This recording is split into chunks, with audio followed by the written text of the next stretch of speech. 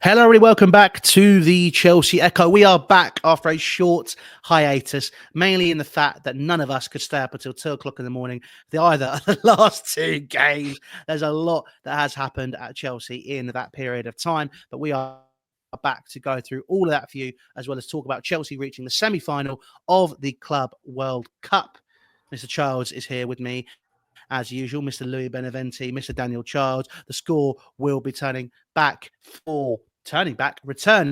for final score with the score with Rambles for the semi-final, should it be at a habitable hour.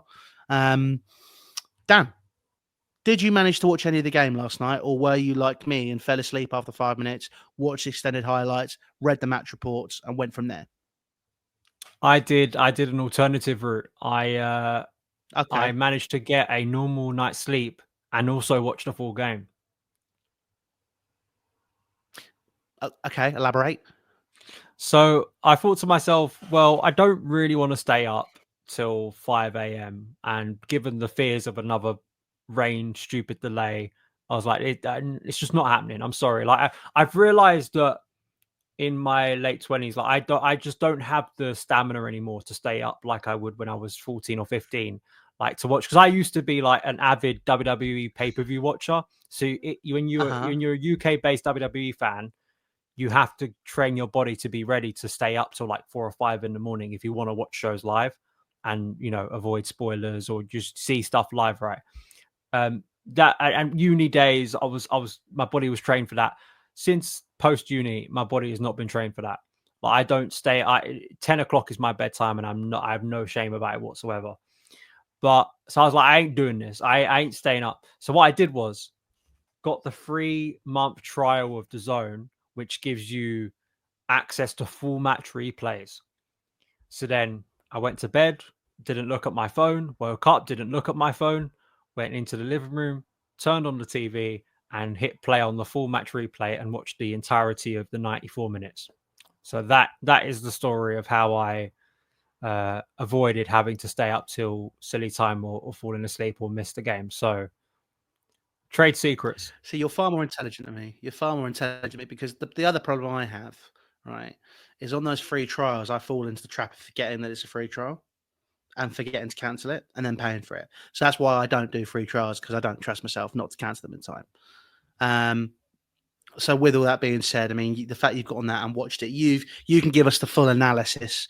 I've watched the highlights, looked at Estevao and Cole Palmer talking to each other, which is probably the funniest thing I have ever seen in the past 12 months.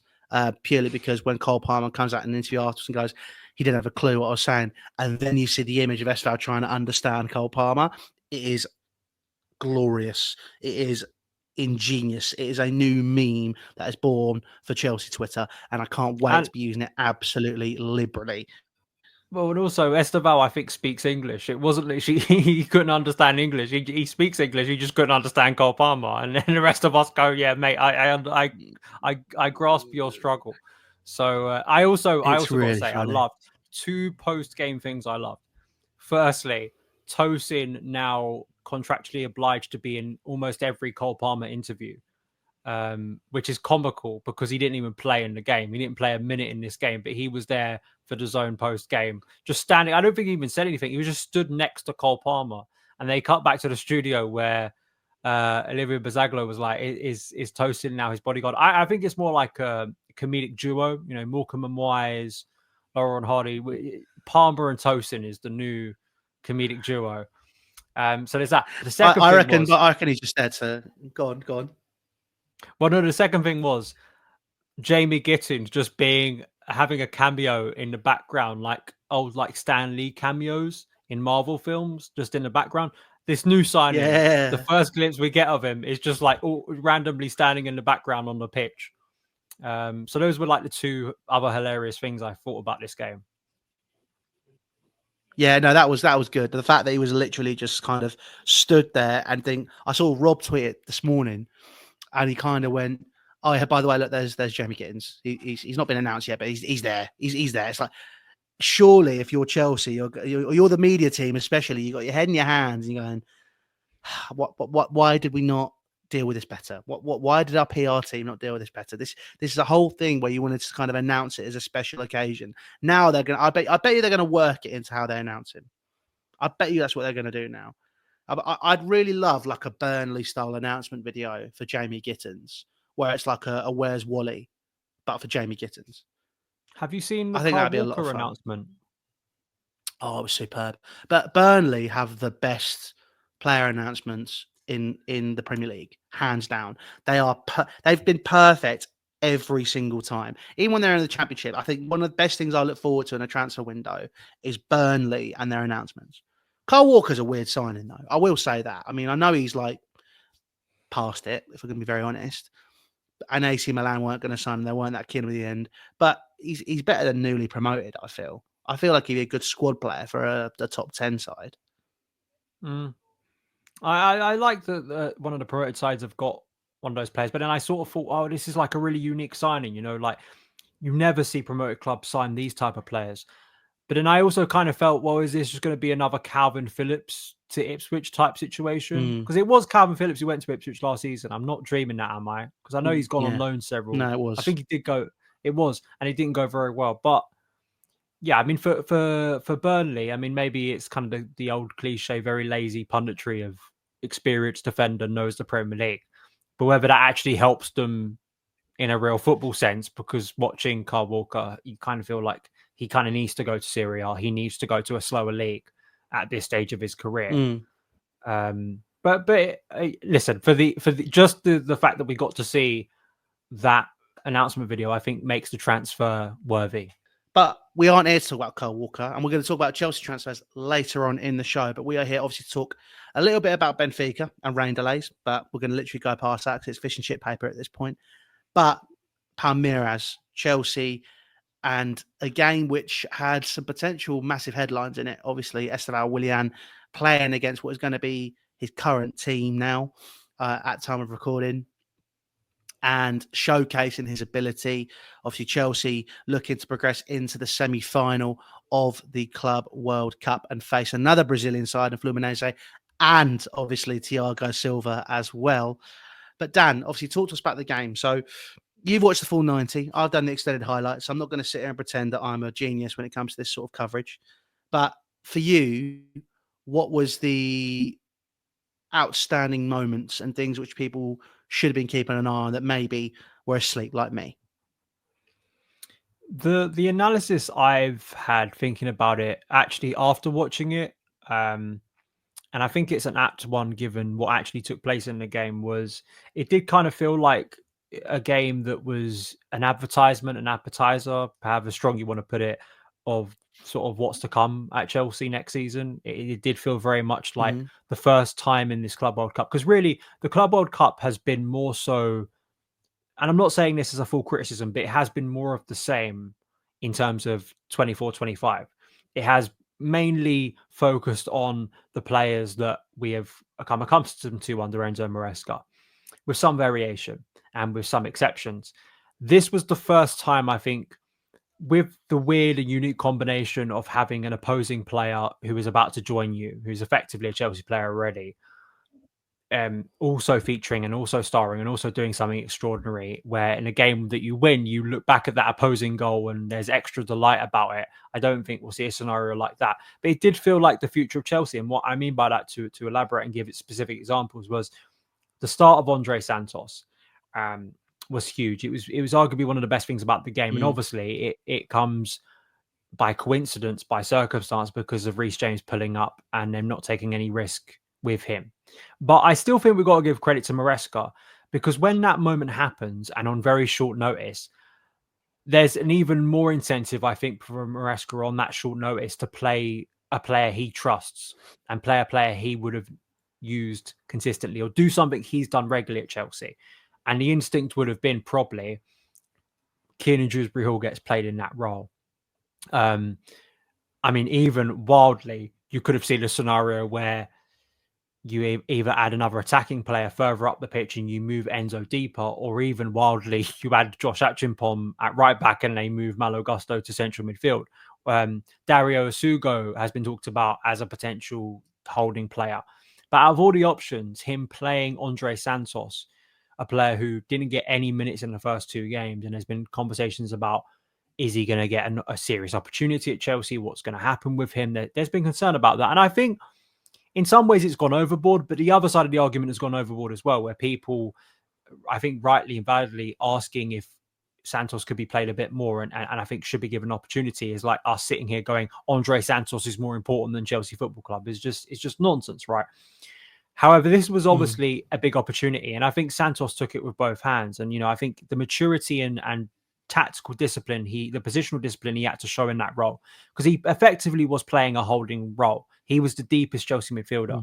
You effectively had, at times, it looked like a back three of Cucurella, Chalobah and Colwell, or kind of the other way around. Obviously, Chalobah on the right side, and because Malo Gusto was kind of much more playing as a wing back, right back, than he was a right centre back, and Cucurella was shifting in. And I just thought Andre Santos kind of led the way. But then you have within the performance in the second half a sense that, Joao Pedro comes on in place really in front of Nicholas Jackson, who was available, and really impresses in this cameo. I mean, Joao Pedro, he's squaring up to people. He's showing a physical side. Sanchez is kicking the ball long to him. He's holding off challenges and he's winning the ball and he's bringing others into play. But he's also going down the left, going down the right, dribbling past people, connecting well, looking already very accustomed to the players he's surrounded by. And I think both of, there are several parts of this game, along with Estevao, who scores an insane goal. I know there's been some analysis. I mean, maybe you disagree watching it. I get criticism of Robert Sanchez. I think both of us have probably criticized him more than most. However, I think on this occasion, I don't really see how it's the goalkeeper's fault. What Estevao does with that goal, what Estevao does in that situation is something that 99% of players are not even going to attempt. But if they do, are probably not executing it. And Sanchez, like most goalkeepers, understandably, from that position, playing the percentages, is expecting a cross probably to his back post that he needs to be ready for, or a cutback. And if he puts himself literally where the ball goes, and Estevao does the opposite or does the norm, he's going to look like a bit of a plonker, isn't he? if he's suddenly wildly out of position. So I don't really think you can absolutely, this is the contrast, right? For the Chelsea winning goal, Malo Gusto, which is really an own goal, that's a goalkeeping error.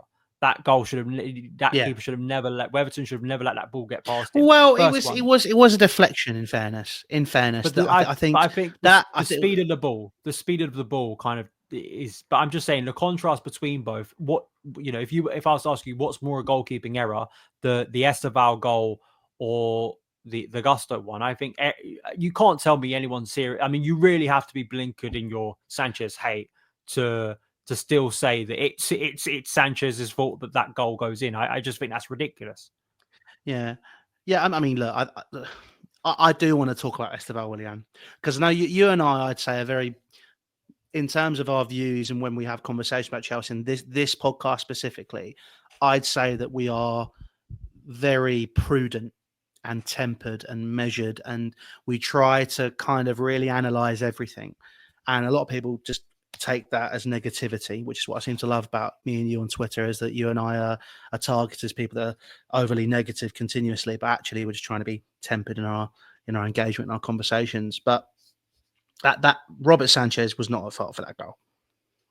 No. Estevao Willian, we say we don't want to put pressure on him, and we've got to see what happens to him in the Premier League, but he's taken on players of elite quality. Granted, we can say it's the back end of their season, Brazilian teams midway through theirs, yada, yada, yada, yada. I get it, all right? I completely understand it. But he stood up and been counted for in every game. If you're watching it on DAZN, you watch Palmerias game, every couple of minutes, and here's Estevao, and here's Estevao, and here's Estevao. He's right in the middle of it. He's amongst it, and he's somebody who is stepping up and taking on players, which I think a lot of people thought, as a teenager from Brazil, we're not sure he actually will. He is going to be a world beater.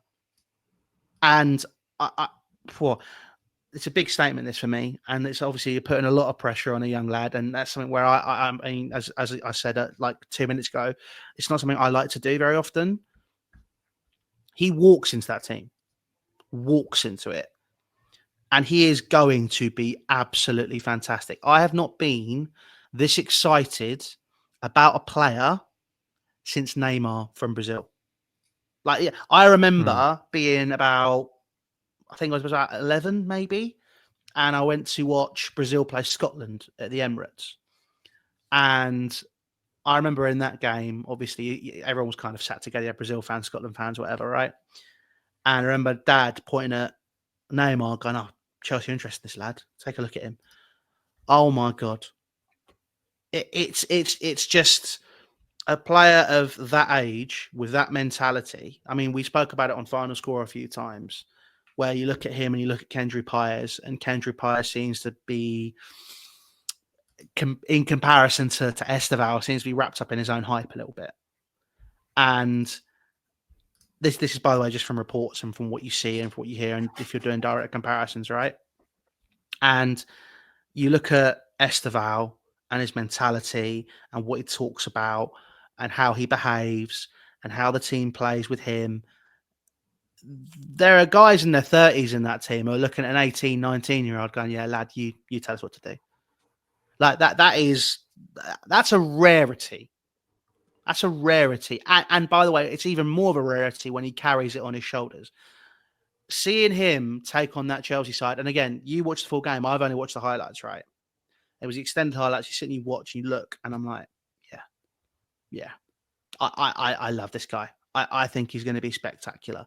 Joao Pedro, I mean, we're going to talk about that transfer later. I still remain in the air about it, but the reason I do is what you were talking about with Andre Santos. So I think you look at the squad now, Andre Santos coming in, the Brazilian boys especially, Santos, Joao Pedro, Estevao Willian coming into this side.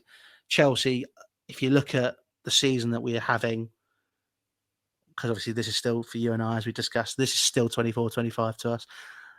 You look at the amount of games that Chelsea have played, you then look at the amount of games Chelsea will play next season, and clearly I think that they're gearing up to be going all the way in all the competitions. So you're looking at 65, 70 games again. Yeah. The squad depth is going to be really important. And these lads, I think, will all get a fair crack of the whip. But I think Estevao, like you're talking about in terms of the quality, and, you know, Robert Sanchez not being at fault. I mean, we do still need a goalkeeper. That's a given. But Estevao is going to set the Premier League alight. We are going to be very, very lucky to see him in a Chelsea shirt, I think. And I'm very excited to see more of him. I found it intriguing watching Estevao, particularly his battles with Chelsea players during this game, because there was an early time in the game when he goes up against Levi and he kind of leaves a bit on him, and then instantly Cucurella is in his face. And it kind of felt for the rest of that first half, and arguably for the rest of the game, that it was a bit of an initiation of Chelsea players going in very harshly on Estevao and kind of physically, especially Cucurella. You know, we know Cucurella, when he's up against a winger, he's touch tight, he's aggressive, he's going to shove you, he's going to try and unsettle you, he's going to get aggressive, he's going to try and get away with what he can. And that was something where I was intrigued to see how Estevao would react. And there was particularly one moment later on in the first half when he takes the ball from the right and he's moving over to the left. And he's got both Cucurella and I think Palmer and especially Enzo hunting him down, hounding him, trying to force him to either trip over or be dispossessed, make a mistake. And he gets past all of them, keeps his composure, keeps his balance, and then continues the ball out to the left, and then the ball gets played into the box. It ends up being an offside, but it was, you know, it was a real sign of his also ability to ride those challenges. And I think that is one of the big things that, you know, when he walks into the Premier League, if he's going to get the attention of defenders and a physicality that, you know, sometimes can surprise players. And I think it's a really positive sign that that doesn't seem to faze him. That didn't seem to rock him. There was no kind of psychological thing of, I'm coming up against my future teammates. Am I going to hesitate a bit? Am I, you know, what should I do in this situation? Because also, let's be frank, like I've said this about Santos before, most likely, and arguably you could say the same about Santos in this specific game, this is probably the first time a large swath of I'm saying a majority of Chelsea fans have watched Estevao. I would guarantee, I'd hedge, I'd pretty safely bet that, because it's hard to, ascertain, right? But I'd say about probably like 20% of Chelsea fans in the world have paid attention to Estevao up until this point. And probably those are people who are probably very online, either international-based fans, either Brazilian-based fans like Jessica Frota, who obviously pay a lot of attention and know a lot about the Brazilian game. So obviously knew about this player even before Chelsea signed him. And it all boils up to this moment where if you've not paid attention to Estevao, I can understand why some people are a little bit cynical about it or a little bit flippant about it. And what's all this hype about? If you've not paid attention to it, and maybe you're a little bit negative about things. This was the first time people watched him, and obviously, the goal he scores, is easy to win anyone over because it shows a player, it shows an attacking maverick, it shows an inspirational figure within a group that, because to be honest, really, if you analyze the entirety of the game, a bit like the Benfica one, Chelsea limited Palmerias to almost nothing. Defensively, Chelsea have been very solid in the knockout so far. There was not a lot. There were moments of pressure. There was like free kicks. There were waves of pressure or times when I'm not saying that there was never a point when Palmerias had a shot at goal or looked like maybe they could contribute something more in the game. But really, Chelsea limited them to very, very little. And it took a moment like that to change the game. And that's what many people get excited about with Estevao, is that, as you've said, if you've watched pretty much since I think their first game, wasn't it, against Porto, where, he's grabbing the ball and he's doing stuff from the, he's a bit like Palmer, right? Like at his best, he's just constantly influencing the game. And it did feel quite ironic that you had Palmer and Estevao kind of doing things in this game that were inspirational to their side. More so Palmer in the first half. I'm still, it's not about, like, as you've said, right, it's not about downplaying his talent, downplaying his potential, trying to rubbish him. No, it's nothing like that at all. It's just the scrutiny and pressure, and also, he is about to move into a new environment. He just is, like, it's, he was still playing with Palmeiras. He still was in a climate, a part of the world that he's used to playing in. And I we talked about Burnley earlier. Like, it's not me saying, oh, a talented player can't come to the Premier League and can't do anything good, and he hasn't experienced real football before. It's nothing like that. It's just a different style of football. It's like, if a player was moving from England to Brazil, there'd be things that they have to acclimatize to playing there. It's just natural. My hope is the support system. It's always what I've said about Estevao as well. I hope the support system is good enough where he can settle into his first year at Chelsea, where the pressure I still firmly believe this, the pressure should not be on Estevao to lead Chelsea to glory in 25-26. Definitely. He should be icing on top of the cake. If he turns out to be an inspirational figure, then we get to that moment and it's great. And he becomes that player and we all love it and we all applaud and love it. But the support should still be there. The situation should not be as a savior figure. And what I don't want is, after, like, he's just done this incredible thing, and then we hit the first few games of the season and maybe he doesn't start, maybe he comes off the bench, maybe doesn't contribute those moments. What I don't want to hear in the Chelsea bubble, I'm not so much talking about the outside nonsense bubble, which will do this, is suddenly, all this hype for nothing, all this hype for a load of rubbish, overrated. And unfortunately, those noises, I can almost predict to you right now, will come from the people who've been hyping him up on Twitter for the last 2 years. So let's be cautious about it, but let's also, like, understand, that there is absolute valid reason to be on the other side of the fence, or at the very least, just be cautiously optimistic that, look at what he's done so far at a very early age, and in this game provides an insane goal. It's one that I think rightly people will be watching, and might even win goal of the tournament, to be honest. Yeah, it was a spectacular finish. And I'm very excited to see him. But I do want to touch on the overhyping and people doing that, right? And I know our pod's growing, right? We're not the biggest pod, Chelsea pod, in the world. We know that. But, we know the right people listen in terms of people of influence, and we would like to stress to them and to people within the community that have larger audiences, please use your platform wisely when talking about a 19-year-old kid. That's all I'm going to say on it. I think, you know, it needs to be something which is very carefully managed, and regardless, we'll be excited to see what can happen with him. But obviously, Fluminense in the next round, taking on Thiago Silva again, probably going to try and buy him back, which I wouldn't mind, not against it.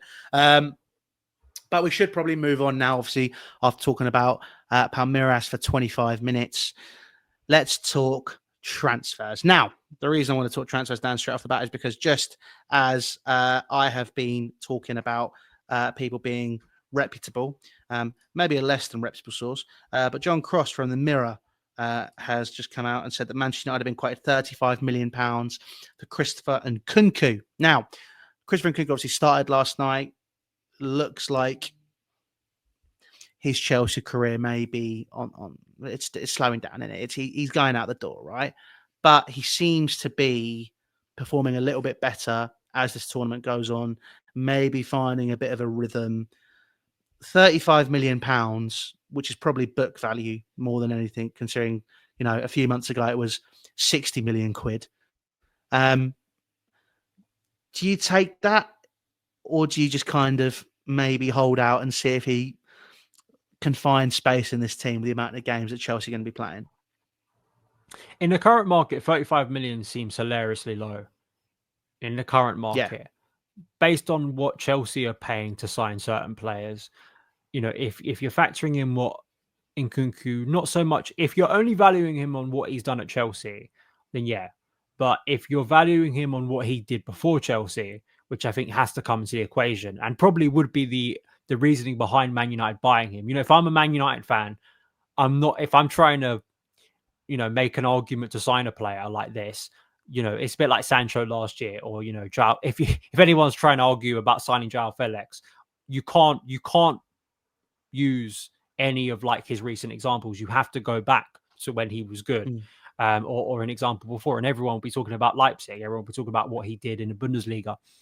So yeah, I'd want at least coming up to 50, because he's a prime player as well. The logic is he's not a guy you should be waiting 2, 3, 4 years to hit his prime. He's already in his prime years. And what he could become. I put a tweet out about this, and I'm still just about Nkunku potentially having a different route at Chelsea and actually remaining. I'm not sure. My instinct is still that it's just a marriage of convenience for this tournament that he's played as much as he has. Because I have to say, I'm stunned by how much he's played from Maresca. Given, I know he had some injury problems at the end of the year, but it feels bizarre how much, and also starting to be played potentially in roles that are a bit more favourable to him. And he did score a massive goal against Benfica. Let's not forget that, in extra time. And he should have hit the target. There was a chance very late on in the first half, around 40 minutes, I think it was, where the ball comes to him and he skies it over on his right foot, and he should be hitting the target. But there's a bit more about him. There's a bit more of him actually being involved in the game. You know, when he had these really distant performances in the second half of the season that made many people think, you know, I don't really see the point in persisting with this. But you've also got to factor in what Chelsea may still do and what kind of they have to do after the signings. Like there's just a reality that although we want a large enough squad to cope with the fixture demands, money needs to come in.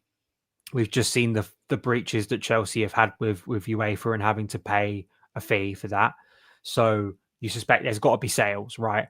And, you know, with the likes of Sterling, Ben Chilwell, you know, effectively the bomb squad, right? The players who have not been involved for a very long period of time. Those players are going to be harder to shift than the players who are actively playing right now. And I still think Nkunku is going to be part of that sale list, and probably should, because still there are chatter that our attacking signings are not done. And a certain name from West Ham is being linked strongly again with us. And that name ain't going away. And I have to say, I don't mind that name being linked to us. I think he's a very good player. But if he comes in as well, then really, I mean, you know, people have to start moving out the club. That's just the reality. I still Well, I am a mean, firm on that transfer, sorry to cut you off, Dan, but obviously there's other news just come out. So this ex-West Ham employee was on Last Word on Spurs, friend of the pod, Ricky Sachs. If you've heard, whenever we play Spurs, he does come in and give us a little breakdown. But West Ham are confident that Chelsea are going to put a better offer forward for Kudus than Spurs have right now. So the fact that they're so confident that's going to happen, it just leans more into the argument that these players need to be shifted. But yeah, it's going to be interesting to see how that all develops. But please continue. Oh no, I think the point I was just generally was going to make, like, I still think Nkunku has a lot of talent, and I think in the right environment, I think he will find his goal scoring form again. But yeah, if the only reason I think you'd keep him around is if there is this commitment from Maresca or kind of a sign. And I think Kudus and Pedro are both signatures to me that hint at Chelsea moving, or at least having some flexibility to include kind of what you deem maybe second strikers or players who play more in an inside forward role than your kind of traditional kind of touchline hugging wingers, which Maresca for the entirety of his first season looked like he was adamantly sticking to. I think there is this, you see a lot of reports, right? If you've read reports from Matt Law, if you've read reports from Jacob Steinberg, from Nazar Kinsella, it's clear that Chelsea want a bit more variety in their attacking depth this year. They want, I think Maresca maybe just felt, if you'd ask him, I wonder if that's a hint to the bad period of the season when, and particularly the festive period, where maybe he didn't feel he had those alternative options, or maybe has realised in himself that he needs to have some variety if Chelsea are going to get to a higher level. Then you'd argue Nkunku has more of a place, but it's probably reached a point of no return already, where it's like, it'd be a bit weird if he stays around now, especially as you continue to add new additions to the squad, and I think it's probably the right time to speak about at least those two new additions, along with Delap. One of them's been announced. One of them's already played for Chelsea. The other one has been spotted in the background, and I'm sure is going to be announced very, very soon. Absolutely. We probably should talk about them. First player that's got to be spoken about is obviously, you've already raised. He has already played for Chelsea. You watching full 90 will have seen more of him than I have. And having said that, though, we have seen him in the Premier League for a few years now, and that is obviously Joao Pedro. Now, I watched a bit of Adam Cleary yesterday to try and see if I could get my mind shifted on the signing, because for me, I just made the point earlier about the fact that Chelsea cleaned a bigger squad, and this is clearly what this is. This is a squad signing, because I don't look at Joao Pedro as a player who walks into the Chelsea starting 11. I think that there are names ahead of him in every position on the team sheet, especially given his scoring output, which really isn't good outside of penalties. It's average at best. And obviously, it's going to be very interesting to see what he does. But after obviously I watched Adam Cleary, you obviously on Son of Chelsea spoke to Ryan Adset about Joao Pedro, and this is what he had to say. He's the bad guy, right? He can score goals when you don't necessarily deserve it. He can change games. He can make things happen when your back's against the walls. He's a big game player. He's someone that's going to step up to big moments, 100%. You don't think he's going to miss a penalty, that's for sure. So those sort of iconic moments you miss from Joao, but then it does mix in with a lot of inconsistency. He doesn't always have good games. He does cover a lot of distance. That's worth mentioning. I knew Caicedo wouldn't flop, and I think that I've got that same feeling with Joao Pedro. Right, Dan, let's go through that. Your thoughts on obviously Joao Pedro, and obviously after speaking to Ryan, were they adapted in any way, shape, or form? It's the same for both signings, really. We're going to speak about here. I'm mostly positive about them. I'm more positive about Joao Pedro, just because watching his career basically a lot longer. I remember watching him in his early days at Watford and being impressed and sort of tracking his development, as you do with certain random players that for whatever reason either you have connections to other clubs, so you're watching players as they develop and seeing how they go. And I think Joao Pedro's development is interesting because when he came to England, when he started playing for Watford, he was kind of very slight, small, wide player, slash inside forward. You sort of thought, well, he's maybe never going to be good enough to be kind of a leading player. And then obviously as he's got older and he played for Brighton, especially last year, I started to notice, okay, there's a more physical side to his game. There's a side where you actually could see him play as a bulkier centre forward than maybe I would have anticipated, added with the all-round flair and kind of wide attributes he brings. He's not, as I said, there's much more to him than that. We've only got one cameo to go off. And as Mykhailo Mudryk proved, you shouldn't base the entirety of, a player's trajectory at your club based on a off-the-bench cameo, because that can be very misleading. However, I think if you've seen the analysis from people, even the likes of mate of mine, someone I respect, and I think both we respect in the EFC, very, very positive about Joao Pedro, and even going as far as to say I could see him starting as our centre forward, because he actually did come on the pitch as a centre forward. He I think it was quite notable actually that Nicholas Jackson was there and Maresca didn't use him. He went instinctively to Joao Pedro, and Pedro played as a centre forward. There were times where we hit it towards him central, which I already spoke about. And I think, as Ryan said when I spoke to him, there's a nice hybrid kind of attribute to Joao Pedro. He can maybe be that forceful, confrontational number 9 if you need him in certain occasions. He's got a bit of pace about him that could maybe play a bit more transitional, but he can play around a focal point as well, which he has done for Brighton as well, more so off the left than off the right. But, I think it's a good tool to have. And I think one of the things that hits home about this season, although it's positive that Chelsea have gone so deep in this tournament and we hope we can win it, is it's going to be taxing on the players. It's going to be taxing on the group, and rotation needs to be on point. It needs to be something that's a lot better than last season, because there's no gift of the Conference League where Maresca on a Thursday midweek can change 11 players and his team still walks out, wins, and we move on. He ain't going to be able to do that. The only time he's going to be able to do that in the first few months of the season is probably the League Cup third round, if you get like a League 2 team at home. So really, the squad has to be a lot more integrated. It has to be a lot more, I think, dynamic and robust to deal with that, with the likelihood, the inevitability of injury, of suspension, of form dropping, and all of that stuff. So I think as a Swiss Army knife type player, I think Joao Pedro is an interesting tool to have for Maresca. How he's used and whether Joao Pedro can elevate his game enough to feel like a signing that, really elevates us is one thing. But the one thing I would say is, if you look at the players Chelsea have actually signed from Brighton, all the jokes aside, 2 out of the 3 have been good to excellent. Outfield players, that is. Moises Caicedo is, I think, Chelsea's best player right now. Cucurella has become one of our most valuable and consistent players. And then the other guy. So there is reason to be positive. There is. I think my worry when it comes to Swiss Army knife-esque players is we have too many of them now. And I get PTSD when Chelsea talk about the Swiss Army knife type striker, or is he a winger, or is he a 10, or is he a false 9? Because that player now plays for Arsenal.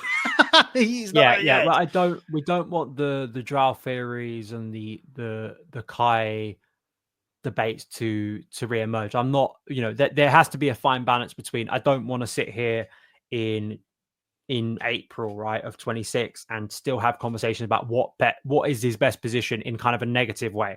I want it to be a positive conversation. I want it to be, well, do you play him here in this certain game? And actually, maybe in this game, he's more suited here. But he's still impactful. That's the point. That's the end point. It doesn't matter where he's playing. He's got to be impactful. But I think that the good thing about a player like Pedro, I think the difference is with, say, you think back to a Timo Werner, you think back to a Kai Havertz, and those players were big, like, statement blockbuster signings in the time they arrived, and they were always marketed and framed, rightly so, because of the expense, as these are big these have to be like defining players in Chelsea's system.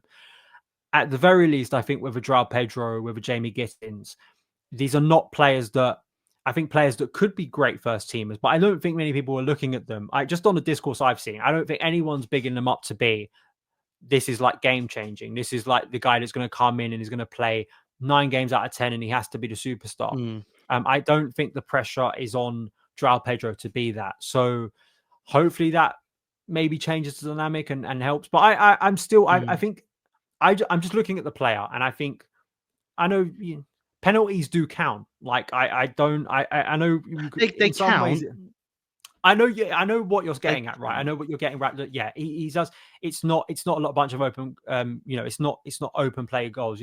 But you got to factor in the team he's playing for. I think you always have to factor that in. Like, what happens if he moves into a team with a better caliber of player? And from what I saw, I think there's reason to be optimistic, particularly if he's used as a centre forward, and whether that is something that Maresca is now going to actively pursue. Because we've only got, when did he come on? I mean, it was literally straight after Palmerias equalised. So I think 52nd, 53rd minute. So over half an hour, nearly 40, probably around 40 minutes he got to play. So it's still a small sample size. Yes, but I'm not basing my theories on Joao Pedro as a signing off of those 35 minutes. I know you know I understand, but it's just to be clear. Like, for me, I appreciate why we signed him. I could see the qualities, but if you're going to play up front, Chelsea's biggest issue, and it's not just last season, it's been Chelsea's issue since Diego Costa left. Chelsea cannot score goals at the top end of the pitch. They can't. And that was only reinforced when our highest goal scorer only a couple of years ago was Jorginho with penalties. So if Chelsea are to progress and to proceed, as you and I have discussed, and push on, I'm very much in the mindset of, okay, well, this guy's not going to be the starting striker because he can't score goals outside of penalties. His numbers prove that. The way he plays proves that. And you talk about a player in the surroundings that they were in. Liam Delap still scored a good amount of goals in an Ipswich side last season. Yeah. There's a player there which I think should be the starting striker for Chelsea. Right now, unless Chelsea dip into the market and do sign a big name like a Gyökeres, who obviously looks like he's going to Arsenal, or they do decide to go back in for Victor Osimhen and make that statement signing. But look, for me, I just don't see Joao Pedro as a serious needle mover. I see him as a good option, as somebody to come in and make a difference on the odd occasion, or good rotation, and somebody who can offer something to Chelsea. And obviously, I sit here and I say that hoping I'm proven wrong. And in April, when me and you are discussing his position, and we talk about how important he is for this Chelsea team, and he's absolutely unbelievable, he's irreplaceable. But for someone who I don't think is that much of a needle mover, £60 million is a lot of money. A lot of money. And I do worry that that's money which Chelsea could be spending on a needle mover rather than somebody who is a good squad player, can make a bit of a difference here and there. But realistically, if you look at what Chelsea already have, he's not really, for me anyway, adding that much.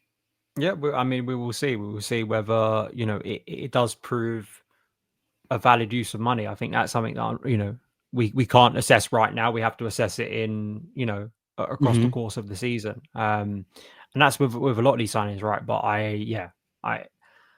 I think that also, like, we know fees are massively inflated. I think that's also another thing. And also, I don't have, our sporting directors are kind of famous now for being, flipped upside down and, shake until they get all the money. I actually almost think that sometimes, like, the negotiations must go of like Paul Winstanley and Lawrence Stewart asking Brighton if they could pay more money for players. It feels like sometimes. And then being absolutely stunned that Chelsea are willing to overpay. So there's that too. And I sometimes wonder, are we being too harsh on a player? The fee that they get bought for is out of their control. Like, Moises Caicedo's fee is absolutely insane. but no one's talking about his fee anymore because objectively on the pitch, he has improved Chelsea in a big way. Is anyone really Yes, talking but I about feel like that fee Moises. I feel like Moises Caicedo was a needle mover. That's a signing where if you look at the fee and you look at the player that came in, that is right. You are here to make a difference. That is the only reason I look at Moises Caicedo, and I think that's that. I think I worry, and it's the same for Gittens. Obviously, we're getting up to as well. I feel he's more of an understandable signing because of Chelsea's lack of depth on the left hand side. But I do look at that front line now, and then the issue we have, which, and I know, I know it sounds negative, right? I am, if I'm very honest, I am a glass half empty kind of guy. I want to be real and look at the situation, and I want to look at the track record we have, right?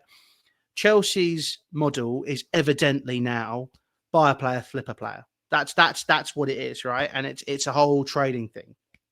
So with that being said, as you mentioned, Chelsea got a bomb squad now, right? You've got Nkunku in there who's going to be needing to go. Joao Felix needs to go. Raheem Sterling needs to go. This is just the front line, by the way. We don't know what's going to happen with Tyreek George. You know, is he going to want to stay or is he going to want to go because he's not going to be guaranteed as many minutes? You know, there's a whole Mikhailo Mudryk as well. What's happening with him? You know, he's a different situation, but those four straight away, that's just off the top of my head. I'm going, okay, well, Chelsea are bringing more people in, but these outgoings need to happen fast so that we can actually understand how this squad shapes up. Because right now, it felt like it was an opportunistic signing rather than a necessary one. Because, of course, he looked like he was set to go to Newcastle and all of a sudden we swoop in and it's a done deal. That's what I'm trying to understand. I don't understand the value that he brings to the team personally. And that's me talking in terms of the fee and the role that he's playing right now, which is obviously set to change. And this is obviously very off, let's be honest, very off the cuff in terms of how I'm thinking about this. And I've thought about it during the week. Obviously, I was on TalkSport at the beginning of the week talking about it, where I was a bit like, this doesn't make sense to me. And I want to see it work. Despite being a very negative guy on this, I want to see it work. I never want to see somebody come into Chelsea and fail. That's just not in my mindset, and it's not something I think. Unfortunately, people think that some people do think like that because they're being negative. But I'm just trying to look at it and go, what does he actually bring to this team? Because what Chelsea didn't need at all, based on last season, was just another name thrown into the pile. They needed somebody who was a name that was going to come in and make a difference. That's my only issue with this signing. But obviously, guys, let us know your thoughts down in the comments as well. We'll move on to Jamie Gittens quickly. Obviously, not yet announced. Dortmund obviously announced the sale, but Chelsea haven't said anything yet. And his announcement seems to be being spotted next to Enzo Maresca on DAZN. Dan, obviously, you spoke to the voice of the Bundesliga, which I'm very jealous about, by the way. And this is what he had to say about Jamie Gittens. This Bundesliga tax thing is a nonsense. It's a nonsense because I know what Chelsea fans will say. Well, hang on, what about Timo Werner? What about Kai Havertz? But Kai Havertz scored a winning goal in the Champions League final, so there's that. But for all of those, Kevin De Bruyne came from the Bundesliga, Erling Haaland came from the Bundesliga, Ilkay Gundogan came from the Bundesliga. So there are players who've come in and performed really, really well coming in from that league. So you have to go on a case-by-case basis. I look at him, Jamie Gittens, and think there's definitely potential there. I've seen performances where he's been the best player on the pitch. There was one I particularly liked against Borussia Mönchengladbach where they tried to double team him the whole time, and he eventually escaped that double team and scored a brilliant goal. He's got this thing that I call the reverse Robin, which is him cutting in off the left and hitting that right-footed shot in the way that Robin used to, coming in off the right. And he's definitely got that in the locker. I think he's exciting. You know, close control's good, tight spaces. He can take people on. He wants to take people on. And he has scored goals in the Champions League as well as the Bundesliga. So considering how young he still is, I can understand why Chelsea have gone for him. Right, Dan, first of all, you kept that very quiet, okay? And we share everything with each other. We're like an old married couple at this point in our friendship, right? How did you keep this from me? How did it happen? What the fuck is wrong with you? I love you lots, but I'm very jealous. that is an amazing interview. I really enjoyed that one. Oh, thank you, man. No, I think it's because I remember interviewing him. I don't think for my channel. I think for another podcast about Nkunku when he signed. So that was quite a while ago. So yeah, previous relationship, yeah, and Kevin was very good as usual. Yeah, on Gittens, I think there is. I understand people maybe being a bit more cynical about it, and particularly with the fee, it's dependent on where you're reading the fee, right? And it's sometimes just a guesstimate of, and sometimes a combination of a lot of fees that are being reported in different places. I think it's hard to dismiss what he's done at a Bundesliga level. Like, I think it's around 8 Bundesliga goals from last season.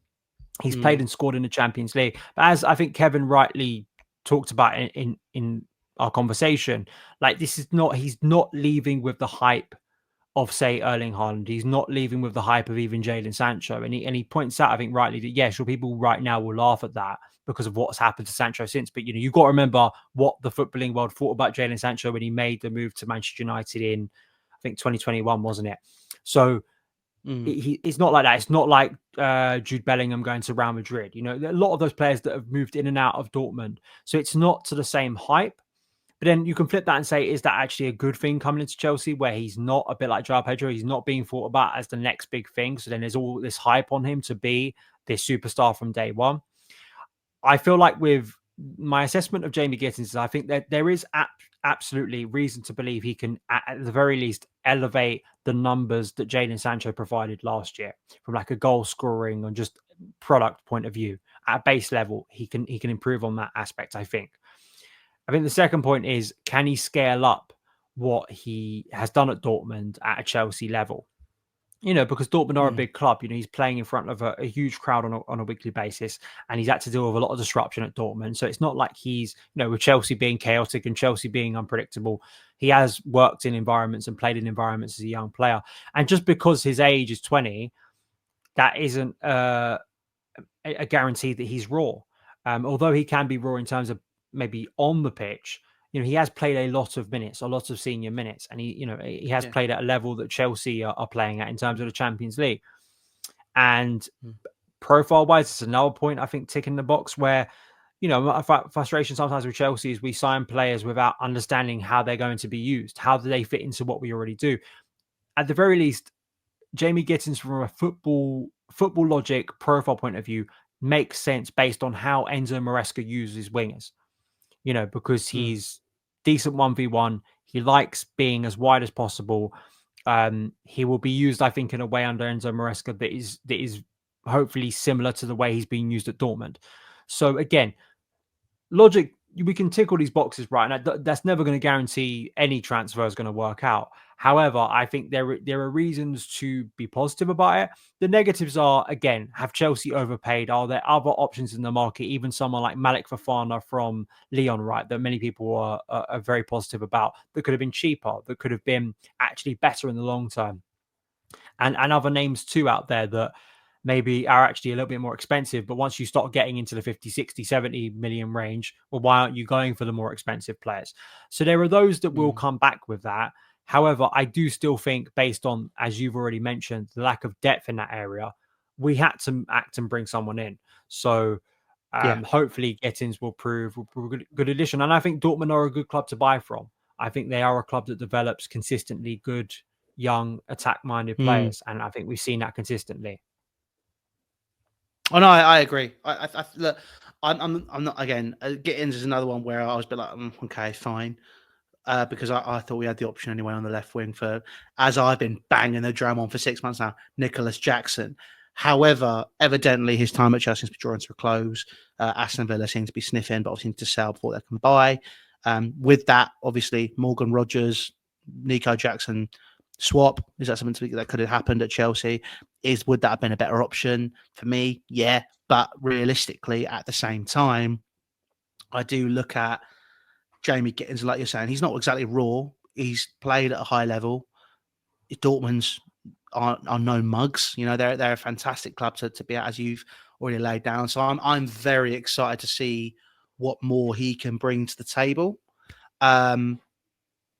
But I think, yeah, overall for me, we needed to bring someone in there. Now we're looking to potentially overload in there, that I feel, with Mohamed Kudus.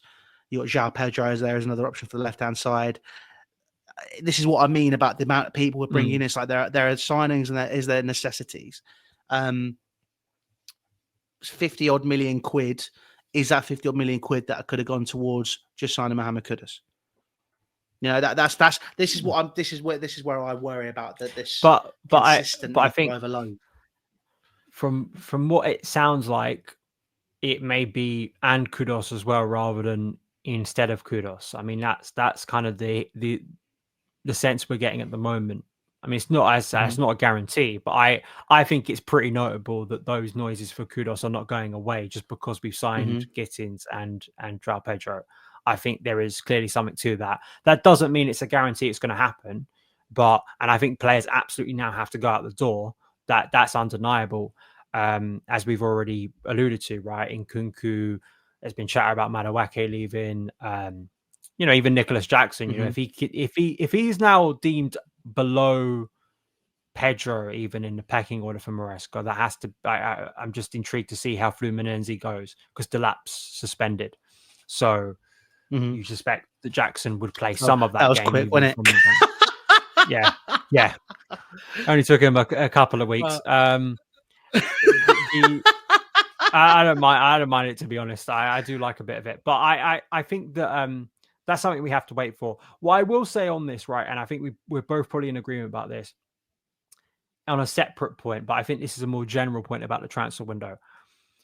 There are two positions I still have concerns about, and I think they have to move and they have to be done before transfer deadline day, because I won't see it as a successful transfer window if they're not done.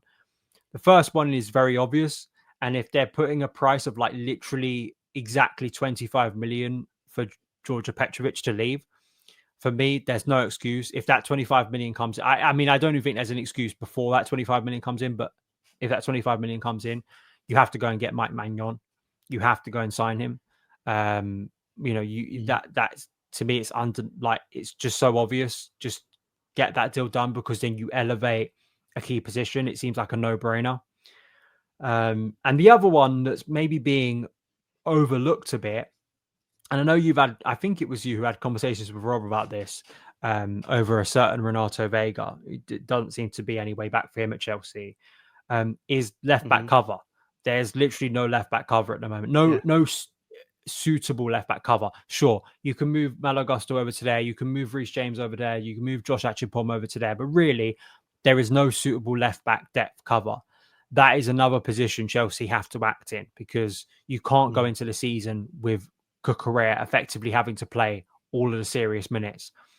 So those are the two other positions. Centre-back is a little bit... I know some people are still kind of would like to see a new centre-back. I've kind of softened on it for a couple of reasons. I think because Levi's developed so brilliantly in recent months. I think he really has matured. He has been Chelsea's best centre-back across the tournament. I think Tosin has looked far more a adequate and valuable signing in rotation for Maresca. Trev, you know how much I love Trev, and we should be keeping Trev, and that means that Trev probably gets more minutes. So yeah, I'm actually not. I would put the goalkeeper and left back cover above centre back as the priorities. Yeah, I mean, for me, I think that the Renato Vega conversation for me was, I was very much, when we saw Bayern Munich are interested. He's also played for Juventus. He's played for Chelsea now. You know, he's played for big teams, and he's obviously won the Nations League as well recently with Portugal. And obviously, we do need to talk at the end about Diogo Jota as well. We don't want to pass a condolence on to that family and everyone. And obviously, you know, Pedro Neto obviously playing last night through that was extremely impressive and says a lot about him. But with Renato Vega, you know, there's a player there which has now proven at an elite level that he can play, and Chelsea are looking at signing Joao Hato, who can cover at left back and centre back. Well, Renato Vega plays at left back, wants to play more at centre back. Obviously, can't get the guaranteed minutes, but would get more minutes than he did last year, and I think would provide adequate cover and would be somebody that could help play in the squad, can also play in defence midfield if Chelsea really need it, if, you know, something really terrible happens to our midfield again. You know, I don't understand why Chelsea are not just looking at that and trying to rebuild that relationship rather than just shift him on after only playing 6 months for the club. And I understand people are saying, well, he had an argument, he had a falling out. It's like, okay, well, was it that big a deal? Because from all the other reports that we heard before the Club World Cup was he was going to come back to Chelsea, he was going to fight for his place, he was going to try and come back into the squad and play in the Club World Cup. He was someone who could prove different. A big reason he came back to Chelsea was to play for Chelsea at the Club World Cup, because that was a conversation that was had between Chelsea, Juventus, and himself. Otherwise, he'd have stayed at Juventus for the Club World Cup. So there's this really weird situation developing there. And I just look at it and go, well, if you're going to shift him on, you need to sign that. I agree, the out-and-out coverage. But then also, I do think Chelsea need a centre-back, because you mentioned 3 names there that are good, but I don't think they're going to elevate or get better without someone next to him who is even better. You know, I'm looking at Mark Gurhey. I'm looking at, ironically, Osman Diamonde, who might be going to Palace because Gurhey's leaving. You know, I'm looking at what would have been Jarrad Branthwaite, a player which it would have been a nice balance alongside Levi Colwill, and I do think is an elevation to the squad. You know, I do think Chelsea do need that at centre-back. I agree with you about the goalkeeper. I mean, that's pretty obvious that you and I agree on that. But in terms of left-back coverage, I wouldn't know what names to go for. Unless, because Brighton have just signed another left-back, Chelsea going to get Estevao, you know, go get him and cover. He could come in and cover, which I wouldn't be surprised as something that could potentially happen. So, you know, I think there's a lot to think about still in this window. And it's going to be very interesting to cover it. But as the Club World Cup does draw to a close, Dan and I will be bringing you more transfer news. There will be transfer shows with The Score. He wants to get loads of those done, and I'm sure we'll get Rob back involved for those as well, and Simon Phillips and some other great transfer specialists around Chelsea and around potential signings. But Dan, it has been going for an hour. We should probably wrap up. Is there anything which you think people should head across to and watch on Son of Chelsea?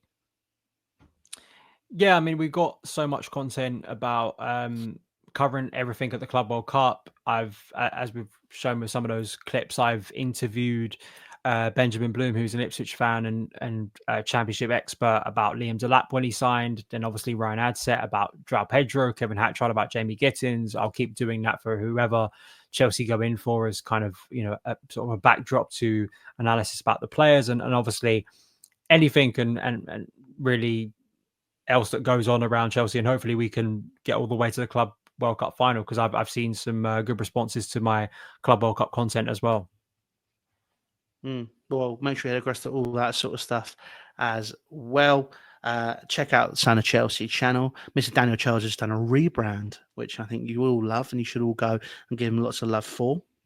If you're coming across from Son of Chelsea and you don't subscribe to this channel, please make sure you do. If you're watching this on YouTube, if you're watching this on Spotify or listen to this on all good podcast platforms, make sure you give us a follow and a 5-star review. That really, really helps out the pod. But I have been Louis. I've been Dan. And there was a long pause in between that, but we'll leave it at that. Take care, guys. Thanks. We'll see you later.